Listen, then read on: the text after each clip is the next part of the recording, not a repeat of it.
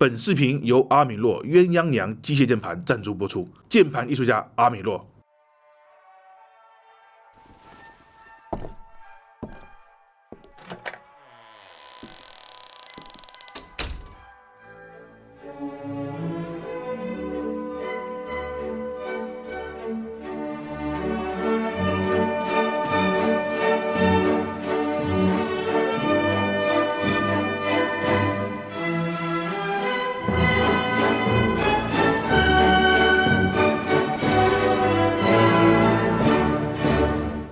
小兰姐，是时候来一场真正的对决了吧？好啊，怎么了？我们老板说我们广告费花太多，总是超市场。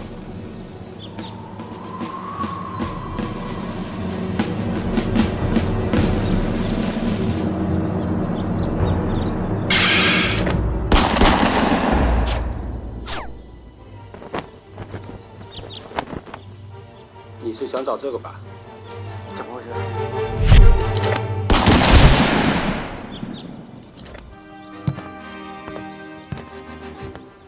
关键时候掉链子，人生就是游戏啊！奇优联机宝，逆转你的关键时刻。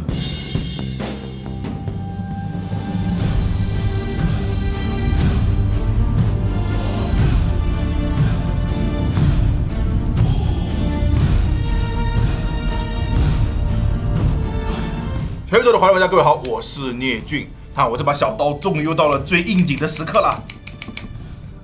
今天聊的是《对马岛之魂》，就视频里简称对马岛啊。那这个游戏呢，我们上周就打通了视频本来也打算呢上星期就放出的，但是做的过程中呢，我们不断对游戏有了新的理解，所以中途加了好几次文案。那这个游戏呢，给我们最大的印象是，它给了我很多次的意外。从刚公布的时候呢，猜不到是什么样的类型，到第一次公布后很意外，竟然是这种感觉。到快发售后又很意外的，竟然和育碧的那帮人那么像哈。再到完了之后又意外的觉得，原来面子上那么像，但里子里却是可以和而不同的。而这种意外呢，我们在视频里将其分为3个部分：公式化开放世界的进化、合理的代入感以及制作组的态度。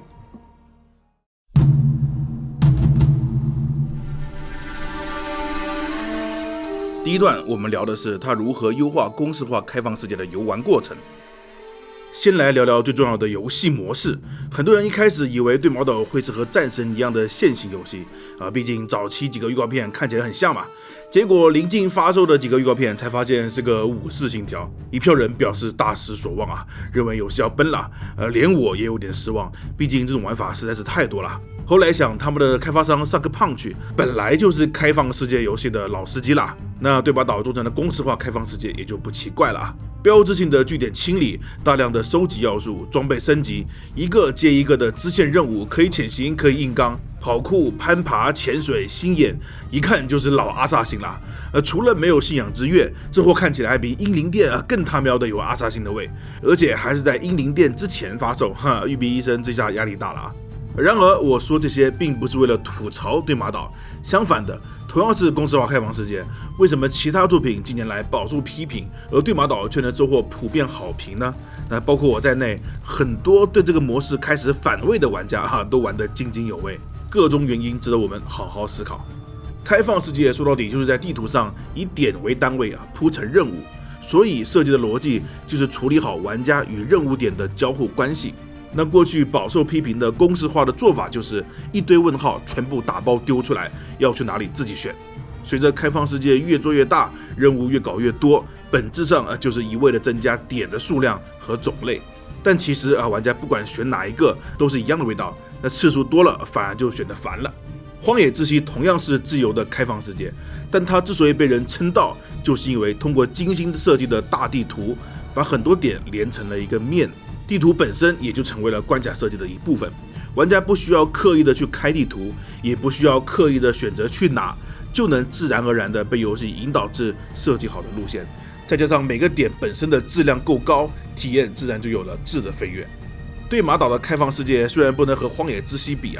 但和过去的公式化也不完全相同。首先最直观的，对马岛的任务发放比较克制，只有探索过的区域正好有收集要素了，地图上才会显示出来。除了必要的几个角色剧情，大部分支线任务和收集要素，只要玩家不去主动寻找，地图上就基本不会标识出来。最大程度的做到了任务和玩家的行为绑定，减少了玩家的压力，也减少了任务对玩家的分心。这点比较像上古卷轴的做法。就算中期解放了据点，那开启的范围也很小，而后期解放了整个岛，所有迷雾都开放后，也能看到地图的问号确实不密集，而且很多都已经是探索过的了。不仅如此，游戏还在极力的把这些点隐藏起来。如果玩家不设置目标，不追狐狸，不追黄金鸟，只是漫无目的的在大地图游荡吹着糍粑，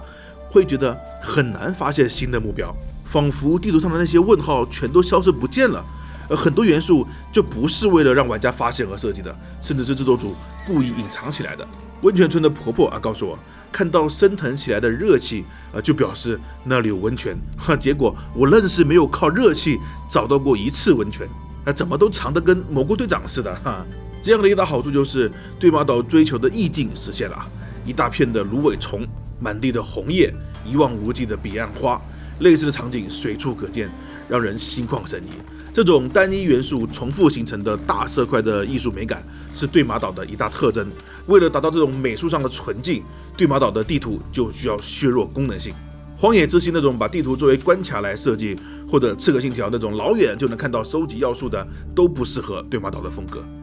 当然，游戏不能只看风景，毕竟旅游模拟器是不能跟老大争的那些可以玩的一个个的点都转嫁到了任务身上，只要玩家有目的的干一件事情，就有很大概率发现一个新的点。无论是发现一处隐蔽的世外桃源，一个人烟稀少的偏远村庄，还是一座再简单不过的狐狸祭坛，它们的意义都从单纯的收集要素摇身一变成了玩家走过的路的奖励。游戏在路线指引上呢，有两个设计非常有灵性一是黄金鸟。作为主动引导功能，黄金鸟本身并不算创新，但有趣的是它的指引目标是不确定的，可能是神庙、温泉、主场、避难所，也可能是某个漂亮的景点、一段有趣的支线。这些内容虽然都很公式化，但和黄金鸟一组合加入了不确定性，玩家不用看着满地图的问号犯选择困难症了在自由的系统里又不必非要自由选择这是个很聪明的设计。另一个很有灵性的就是我更喜欢的风指引。游戏里的风不光赋予了画面超强的动态美感，和本作主打的粒子特效配合的恰到好处，也是我目前开发世界游戏中最喜欢的导航系统，没有之一。而且风和黄金鸟、引路的狐狸、野外的鹿、神庙的青蛙等等，一起营造了日本泛灵论的文化背景，仿佛大地、树叶、花瓣、空气都被赋予了灵性。每当玩家失去了方向，看着身边微微飘动的花瓣，或者等待大风从身后刮起万物，指引着前进的道路，都会充满了莫名神圣的史诗感。风指引也让游戏敢于摒弃小地图，甚至鼓励玩家扫开大地图，把情感投入到了游戏的世界里，而不是地图和 UI 这些交互层面。但同时，风指引又不会像 GPS 一样过于精准定位，它留有一定的探索空间给了玩家。这是我继死亡空间的血条设计之后，又一个让我惊叹的交互设计。而且从故事层面来讲，蒙古当年没有打下日本，台风也起到了很大的帮助，所以风在这个游戏里也有着守护了日本这一潜在的神话色彩。跟着风走，就能找到胜利的道路。一个设计把功能、背景设定和画面美感三者完美结合，确实精妙。再退一步，哪怕玩家觉得这些引导还是很公式化，本作也比很多公式化的前辈强上不少。他至少做到了用心搞内容，有些支线任务的质量甚至不输主线，玩起来不光不无聊，还很有动力。毕竟玩家讨厌的不是满屏的问号，而是重复无脑的机械操作。那如果问号设计的足够良心，那多一点又何妨呢？所以一方面对马岛削弱了游戏的强制引导，克制了公式化元素的出现频率，并转化成了因做任务而走过的路的奖励。那另一方面又踏踏实实的完成了拓展任务的制作，让玩家愿意离开主线，探索世界，享受支线。那我个人唯一不喜欢的就是不知道出于什么考量把几个伙伴 NPC 的剧情归为了支线任务。但事实上，无论是难度曲线还是故事的完整度，都是以应该玩这几个人的支线为前提设计的。那光玩主线的话，不但流程偏短，主角的成长也不够，还会降低剧情的代入感，伙伴的塑造也单薄了。这些支线本身也非常有看头。我个人认为这几个人应该整合进主线里。如今公式化开放世界这个词正在越来越偏向于贬义，哪个游戏被冠上了这个名号，就会给人一种重复、枯燥、缺乏设计的印象，舆论上就落了下风，甚至有人会谈公色变，把公式化描述成了业界毒瘤、洪水猛兽。没错谁不爱米法呢？呸，谁不爱荒野之息呢？但是我们不能指望所有公司都成为任天堂或者阿星。我们当初提出这个概念更多是个中性词，所以问题并不在于游戏是否公式化，人们真正抱怨的是这个公式为什么从来都不改变，不进行优化，而这正是对马岛能够在公式化的前提下获得好评的原因之一。公式化并不代表一成不变，它是艺术创作和商业量产之间获得平衡的学问。就像制造业会根据科技发展不断优化生产的流水线，游戏开发的流水线同样需要与时俱进。随着游戏开发成本的越发高昂，流水化生产带来的问题不应该是简单的去掉流水线，而是应该尝试着去思考如何聪明的运用它。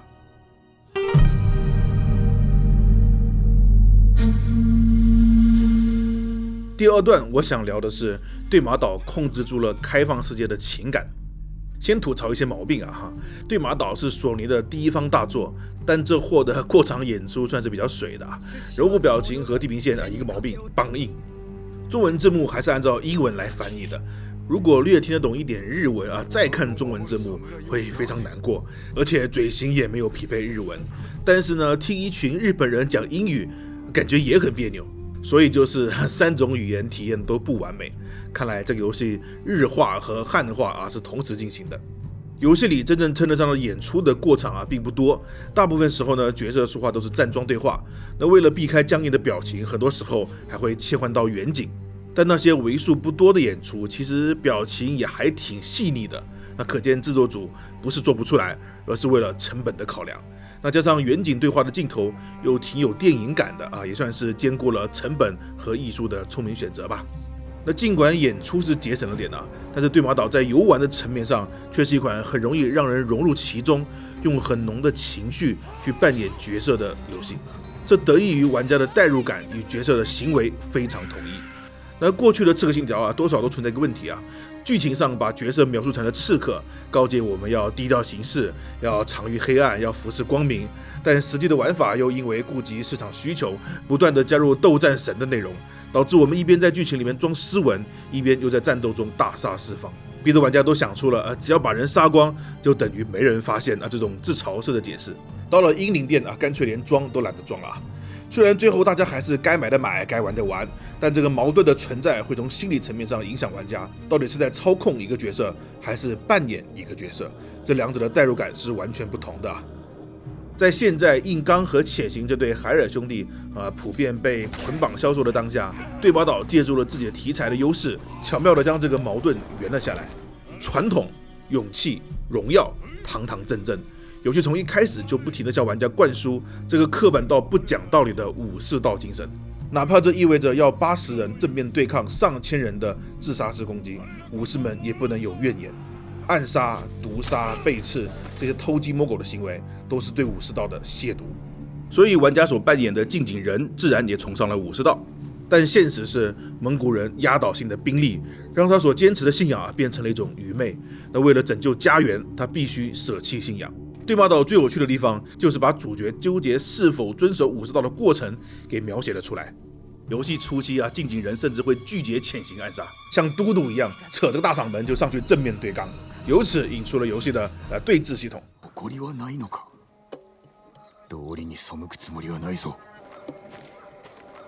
来战个痛！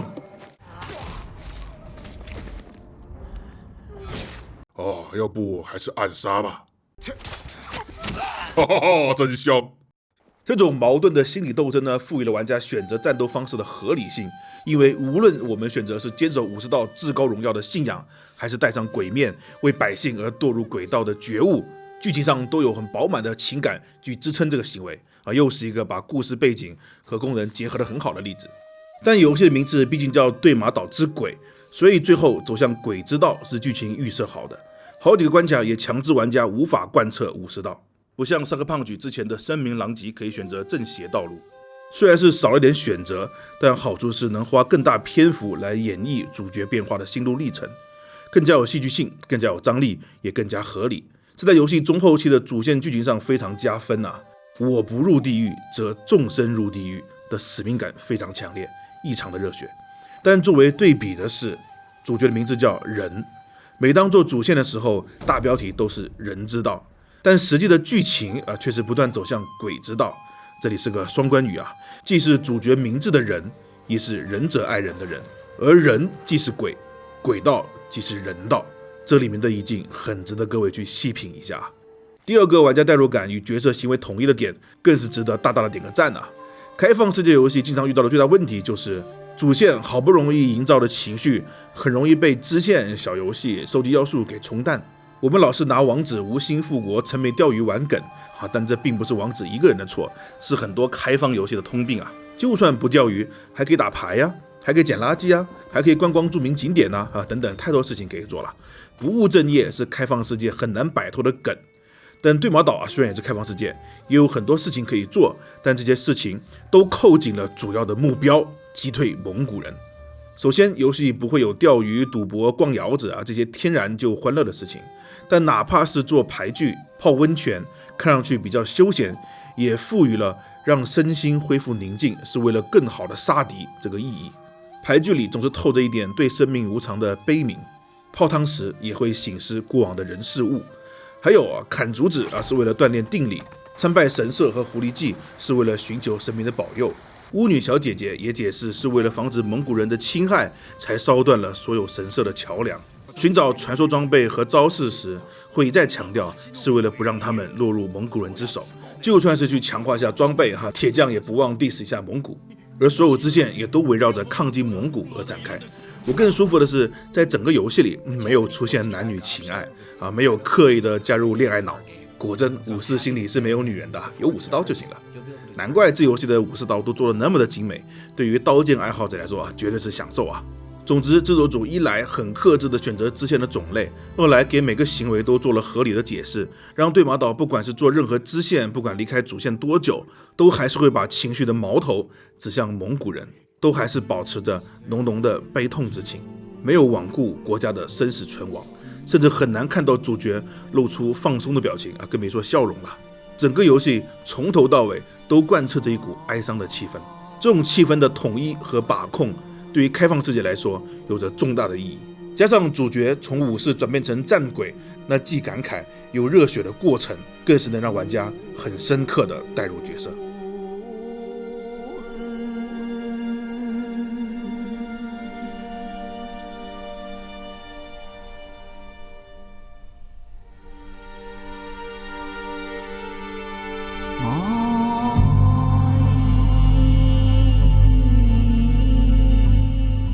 这一章的主题是我在这个游戏中能感受到制作组的尊重感。他尊重的有3点：一是游戏的仪式感，2是尊重玩家的便利，3是尊重日本的文化。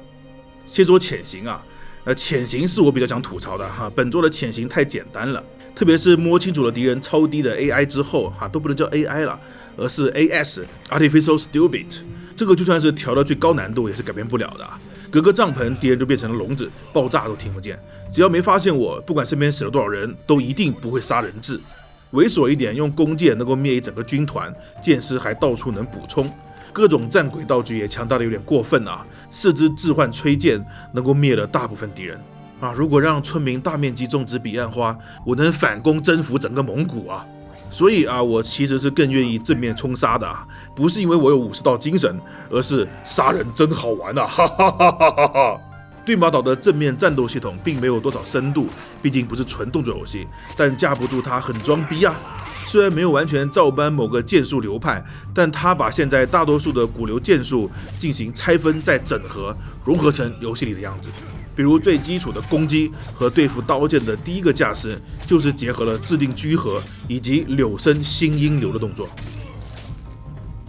对付盾兵的架势呢虽然只有1把刀，但动作却很有2天1流的味道。而对付大个子暴兵的架势，那转转乐的战法则来自忍龙那刀血阵动作有4种，这2种来自居合。1对1单挑胜利后的特殊血阵则来自香取神道流。我在人王视频里那个纳刀同样来自神道流，不过我的是装逼加花版，主角这个是正儿八经版。疫情期间我的道馆没有开就不再装逼啦。而这种用衣袖插血的，好吧，可能来自鹰眼。完美弹反的动作是夸张化了，但防御弹反有几个来自居享无外流。同时，游戏没有拘泥于用剑，主角还会用体术比如对付枪兵的踢击和终结时的下盘攻击。古代剑术里面呢，剑术和柔术是互相结合的，抓住时机攻击敌人下盘，令其倒地是很有效的。所以柔道和剑道本身就是同根同源。至今日本警察剑道大会仍然允许使用柔道技法。那这种糅合了柔术的打法，不仅更符合战场情况，也很帅气不是吗？我完全能够理解游戏并不按照古剑术的套路来，毕竟那样打就不好看了吧。而且现在的剑术也再没有用于实战了，哪个国家都一样。剑术实战到底什么样子，现在估计没人见过了，见过也没办法分享了。游戏的战斗基本逻辑就是破防、攻击、反破防，但不管是破防还是反破防，判定范围都很大。敌我双方的逻辑都一样，不同种类的敌人也都一样，打熟了套路感很强，也就没什么难度了。跟正儿八经的只狼鬼泣是没法比的啦。但是制作组也没有打算做很难的战斗，更多是把精力放在了打得好看，为此不惜放弃了锁定系统，就是希望玩家能够有面对多个敌人快速切换目标、左右开弓、攻防转换的感觉。所以挑战高难度的成就感对马岛是提供不来的，但它确实可以打得很有戏剧性，很有日本剑戟片的节奏感。所以在这个战斗系统里，战斗的仪式感非常强。另外，这游戏的日本刀也做得非常好看可能是我至今游戏里见过最好看的了。除了装具精美之外，刀条的刻画也很有质感。升级的时候呢，并不会加入花哨的符文额外的造型什么的。第一次升级加入了桶，也就是俗称的放血槽但桶并不是拿来放血的，是为了调整平衡的。到中间则会升级成双桶，而之后的升级呢，则是不认真看都看不出来的刀纹，这也是很符合现实的刀条好不好，主要看后期研磨，而好的刀纹就是好的研磨才有的结果。好的刀条讲究的是刃白地黑镐亮，就是最锋利的刀纹部分要呈现雾白色，纹理的上面部分则要因为吸收光线呈暗色，而刀中间凸起的和之后的部位则要光滑如镜。那至今为止，也只有这个游戏做出了这种质感而游戏从头到尾都没有换过自己的2把刀，一直都使用家传的这副刀条，这也加强了玩家对兵器的仪式感。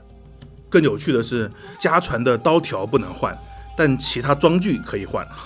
而且还很多，一个比一个精美。现实的玩刀圈有句话叫做穷玩条富玩装，意思就是穷人才整天收集刀条，大佬都是玩无上限的装具，刀条有一套好的就够了。看来制作组也是深知这个梗那除了战斗，对马岛的仪式感是贯穿整个游戏的比如不允许跳过对话，比如每次任务开始，苍劲的汉字加上精美的背景，仿佛开始的不是任务，而是一段故事，一部日本时代剧。游戏也极力的营造电影感，比如提供了调得很到位的黑泽明模式。那这不只是加了黑白滤镜而已玩摄影的就知道黑白要调东西可多了可以对比一下游戏的黑泽明模式和黑泽明的战国英豪，观感是不是非常接近的？同时还为黑泽明模式做了一套听起来很老的音效，而我相信没多少玩家会坚持用这个模式花那么大功夫就是为了装逼游戏里的好几个任务呢，也很有电影的既视感，比如枪穿守卫战就很有七武士的味道。同样的，每次进入1对1的决斗，双方都要摆好架势，来几个对峙的镜头，来警醒玩家认真面对即将来到的生死斗。游戏还可以主动鞠躬，在隐藏地点鞠躬会引发小小的彩蛋，但也仅此而已一点实际作用都没有。那这个功能完全就是为了营造仪式感而故意添加的加上温泉和牌局的自省，对大小神社的尊重，非得在主场下才能静下心练习刀精。一开始可以选择喜欢的马，并选择名字等等，很多设计都能感受到游戏对仪式感的尊重。这种在动乱的战火中也要审视内心、坚守仪式的自律，这是对马岛想要展现的东方美学。但有趣的是，在这个基础上啊，游戏在其他交互上呢，却又不钻牛角尖，素材搜刮都可以瞬间完成，不下马也可以采集和触发对话，被召唤的马会停在玩家最方便上马的位置，探索过的地点能随便传送，读取速度还超快。装备除了主装备，其他都不和属性挂钩，玩家可以自由选择样式。一边是为了仪式感加入了很多元素和限制，一边又为了方便玩家而做出不那么真实的设计，看似矛盾，实则不然。我认为在该坚持的地方坚持啊，加强仪式感；在可以放开的地方则放弃真实感，让玩家方便快捷。这种有经过认真推敲的平衡，是对玩家的一种尊重。Sucker Punch 作为一家美国游戏公司，他们过去的作品都散发着浓到发齁的美式文化，也有着老美特有的张扬，唯独害怕对马岛的日本味能不能做出来。但现在看来，虽然深刻谈不上，但至少清晰地抓住了日本文化的很多符号。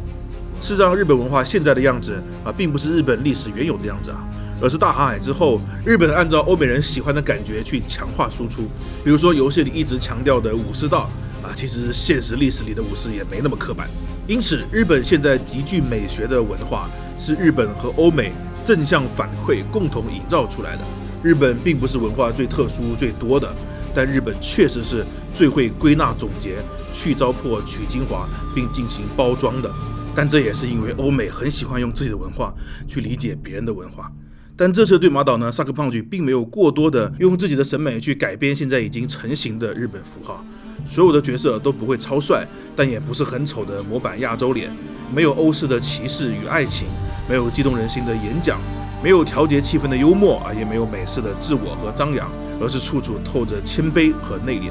所有装备武器的设计都没有超出现实，打斗的动作大多基于真实的剑术流派。欧美做东方文化总会有各种搞笑的错误这次几乎也很难找到。相比于其他的翡翠帝国、花木兰之类的中国背景作品，一方面是日本比我们更会归纳总结，而另一方面也是Sucker Punch确实尊重别人的文化。总而言之，与其说对马岛之魂有多优秀，我更认为它是一款几乎没有犯错的游戏。它什么都有，但什么都做得比平均水准高那么一点，懂得放低姿态，尊重玩家，也知道什么时候站在高处统筹全局。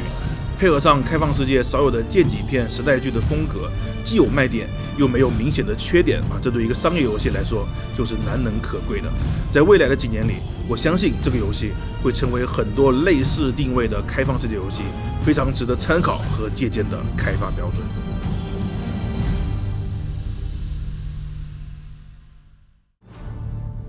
这个游戏表面上看上去还是育碧的公司化开放世界，但是内里其实已经不是简单的照搬了。我们可以理解为开放世界首先是团队想要营造地图的完整性，同时也符合这个团队过往的习惯。而公式化呢，只是在有限的成本下最大化利用整个地图的最好的方案。毕竟不是每个公司都能像阿星或者任天堂那样的。但这个团队也对公式化做了很大的限制和优化。就算是不喜欢公式化开放世界的玩家，在这个游戏里呢，也可以忽略那些公式化的内容，好好的去享受几个主要的剧情。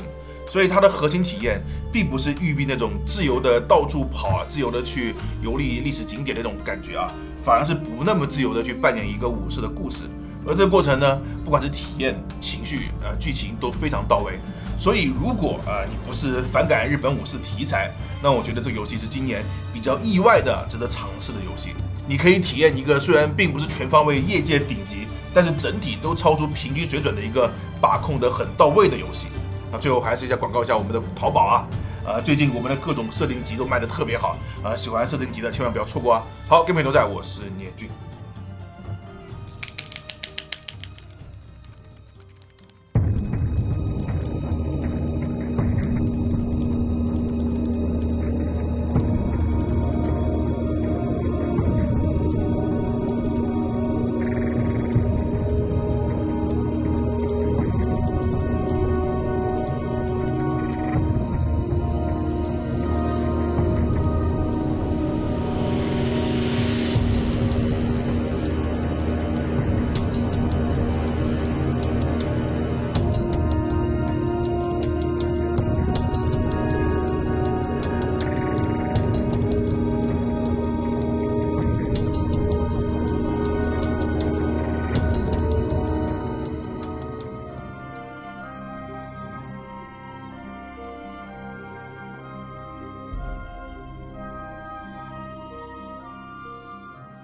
要对自己好一点，